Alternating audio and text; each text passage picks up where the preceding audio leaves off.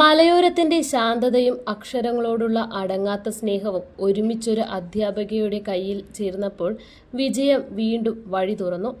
പ്രാപ്പോയിൽ സ്വദേശിയും തിരുമേനി SNDP LP സ്കൂളിലെ അധ്യാപികയുമായ ടി നിഷാകുമാരി കേരള നിയമസഭ അന്താരാഷ്ട്ര പുസ്തകോത്സവം ഒരുക്കിയ പുസ്തകാസ്വാദന മത്സരത്തിൽ 1ാം സ്ഥാനം കരസ്ഥമാക്കി. OS പ്രിയദർശന്റെ അഖേദ എന്ന നോവലിന് നിഷാകുമാരി തയ്യാറാക്കിയ ആസ്വാദനം വായനയുടെ ആഴവും ചിന്തയുടെ തിളക്കവും കൊണ്ട് വിധികർത്താക്കളുടെ മനസ്സ് കീഴടക്കി.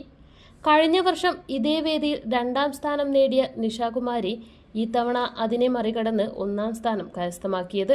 ക്യാഷ് പ്രൈസ്, പ്രശസ്തിപത്രം, ഫലകം, പുസ്തക കൂപ്പൺ എന്നിവയാണ് പുരസ്കാരത്തിൽ ഉൾപ്പെട്ടിരിക്കുന്നത്. ജനുവരി 11 ഞായറാഴ്ച കേരള നിയമസഭാ മന്ദിരത്തിൽ നടക്കുന്ന ചടങ്ങിൽ നിഷാകുമാരി പുരസ്കാരം ഏറ്റുവാങ്ങും.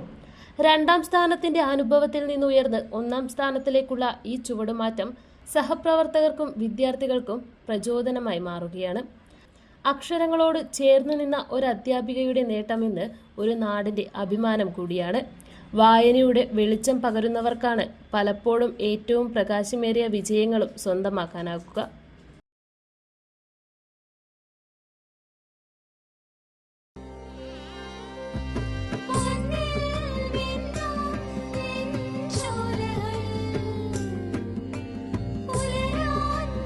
ഇതെനിക്ക് തരുമോ?